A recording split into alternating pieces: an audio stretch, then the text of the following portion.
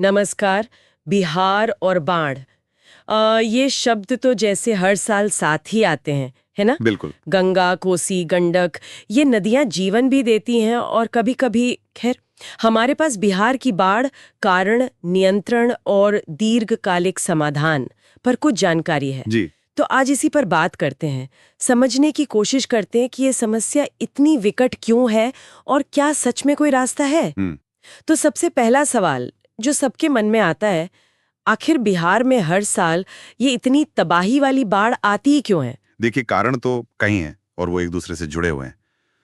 सबसे पहला और शायद सबसे बड़ा कारण है नदियों के तल में गाद का जमना, मतलब सिल्ट। अच्छा, सिल्ट। हाँ, सोचिए, नदी का तल अगर उथला होता जाएगा हम्म। तो पानी रखने की उसकी जगह, वो कैपेसिटी कम हो जाती है। हम्म। और स्रोत बताते हैं कि कोसी जैसी नदियों में ये समस्या बहुत गंभीर है। वहां गाद बहुत तेजी से जमती है। तो थोड़ी सी ज्यादा बारिश हुई या पीछे से पानी आया और बस। बिल्कुल, फैल गया पानी। और ये पीछे से पानी आना, ये दूसरा बड़ा कारण है, नेपाल। हाँ, ज्यादातर नदियां तो वहीं से आती हैं। जी। तो जब नेपाल के पहाड़ी इलाकों में भारी बारिश होती है या मान लीजिए ग्लेशियर पिघलने से पानी बढ़ गया, वो अचानक से बहुत सारा पानी छोड़ देते हैं। उफ। और अक्सर मतलब सूचना या तो देर से मिलती है या ठीक से नहीं मिलती, तो बिहार के मैदानों में एकदम से पानी बढ़ जाता है। तैयारी का मौका ही नहीं मिलता। समझ गए। और तीसरा कारण तो जाहिर है मानसून। हाँ, मानसून की भारी बारिश, कभी कभी उम्मीद से कहीं ज्यादा। और चौथा, जिसे अक्सर लोग भूल जाते हैं, वो है हमारे अपने शहरों और गांवों का ड्रेनेज सिस्टम। यानी पानी निकलने की व्यवस्था। बिल्कुल, वो बहुत खराब है। पानी बरसता है, जमा होता रहता है, निकलने की जगह नहीं मिलती, तो वो भी बाढ़ बन जाता है। अच्छा, तो ये चार मुख्य बातें हुई, गाद, नेपाल से पानी, ज्यादा बारिश और खराब ड्रेनेज। काफी जटिल लगता है ये सब। है तो फिर समाधान, क्या कुछ तात्कालिक उपाय हैं जिन पर स्रोत जोर देता है? हाँ, समाधान मुश्किल है, पर ऐसा नहीं कि हो नहीं सकते। तत्कालिक उपायों में सबसे पहले तो नदियों की ड्रेजिंग, मतलब तल से गाद निकालना। उन्हें गहरा करना। जी। हालांकि ये महंगा काम है, लगातार करना पड़ता है और इसके अपने पर्यावरणीय असर भी हो सकते हैं, पर पानी के बहाव के लिए जरूरी मानते हैं इसे।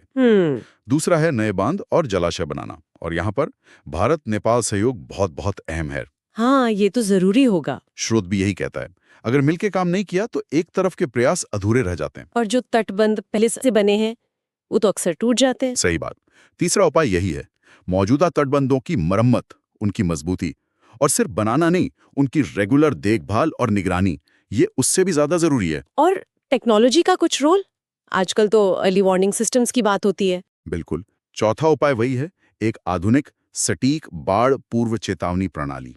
अगर मान लीजिए 24 से 48 घंटे पहले भी सही जानकारी मिल जाए तो नुकसान काफी कम हो सकता है। जी, जान माल का नुकसान। हाँ। फिर पांचवा है नेपाल के साथ बेहतर कोऑर्डिनेशन, एक स्थायी पारदर्शी जल प्रबंधन नीति। पानी छोड़ने की सूचना का सिस्टम भरोसेमंद होना चाहिए। हम्म। छठा उपाय है नदी किनारे पेड़ लगाना, खूब सारे पेड़। ये मिट्टी कटने से रोकते हैं और पानी की रफ्तार भी थोड़ी कम करते हैं। और सातवां? वो ड्रेनेज वाला मुद्दा। जी। शहरों और गांव दोनों जगह पानी निकासी की व्यवस्था सुधारनी होगी, उसे बेहतर और बड़ा बनाना होगा। ये तो हुए फौरी उपाय, लेकिन क्या कोई दूरगामी समाधान भी है? मतलब लॉन्ग टर्म में कुछ हो सकता है? ये जानना ज्यादा जरूरी लगता है। हाँ, बिल्कुल। और यहीं पर बड़े नीतिगत और सामाजिक बदलावों की जरूरत पड़ती है। सोर्स कुछ लॉन्ग टर्म रणनीतियों की बात करता है। पहली और शायद सबसे मुश्किल, क्या? जो इलाके बाढ़ के सबसे ज्यादा खतरे में हैं, मतलब हाई रिस्क फ्लड जोन, उनकी ठीक से पहचान करना और फिर वहां बसे लोगों को सुरक्षित ऊंची जगहों पर बसाना, पुनर्वास ओ, ये तो बहुत बड़ी चुनौती है, सामाजिक भी, आर्थिक भी। है, लेकिन लंबे समय की सुरक्षा के लिए शायद जरूरी हो। दूसरी रणनीति है फ्लड रेजिलिएंट इंफ्रास्ट्रक्चर, मतलब ऐसे घर सड़कें बनाना जो बाढ़ झेल सकें। जैसे? जैसे ऊंचे चबूतरों पर घर बनाना या ऐसी चीजों का इस्तेमाल करना जो पानी से जल्दी खराब ना हो। हम्म। और? और तीसरा, नदियों के किनारे एक नो कंस्ट्रक्शन जोन या ग्रीन बेल्ट बनाना, मतलब नदी के पास एक तय दूरी तक कोई पक्का निर्माण नहीं, सिर्फ पेड़ पौधे, जल संरक्षण के काम। इससे नदी को फैलने की जगह मिलती है। ये सुनने में तो बहुत अच्छा लग रहा है, पर लागू करना सरकारों के लिए आसान नहीं होगा। सरकार की योजनाएं और आम लोगों की भूमिका पर क्या कहता है स्रोत? जी।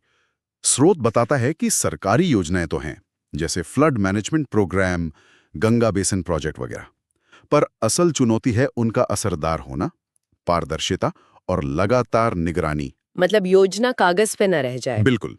और यहीं पर आम लोगों की भागीदारी, जन भागीदारी बहुत अहम हो जाती है। स्थानीय लोगों को शामिल करना ही होगा। कैसे? जैसे गांव में आपदा प्रबंधन समितियां बने, स्कूलों में बच्चों को ट्रेनिंग मिले, लोग खुद अपने स्तर पर नाव, रस्सी, फर्स्ट एड किट जैसी चीजें तैयार रखें, सामुदायिक शेल्टर या ऊंचे चबूतरे बने जहां सब सुरक्षित रह सकें। सही बात है। जब लोग खुद तैयार होंगे तो फर्क पड़ेगा। बहुत फर्क पड़ेगा। सरकारी कोशिशें तभी ज्यादा कामयाब होंगी। तो कुल मिलाकर निचोड़ यही है कि बिहार की बाढ़ एक प्राकृतिक आपदा जरूर है, पर इसे पूरी तरह किस्मत पर नहीं छोड़ सकते। बिल्कुल नहीं। ये एक जटिल समस्या है, तो समाधान भी कई स्तरों पर चाहिए। सही नीतियां, विज्ञान, तकनीक, पड़ोसियों से सहयोग और सबसे जरूरी लोगों की अपनी भागीदारी। सरकार, समाज, नागरिक सबको मिलकर ही इस चुनौती का सामना करना होगा। और जाते जाते हम अपने श्रोताओं के लिए एक सवाल छोड़ जाते हैं। बाढ़ रोकने के लिए बड़ी सरकारी परियोजनाएं जरूरी हैं या फिर छोटे, स्थानीय, समुदाय आधारित समाधान ज्यादा कारगर हैं? या शायद दोनों के बीच एक सही संतुलन चाहिए? ये संतुलन कैसे मिलेगा? सोचते रहिएगा।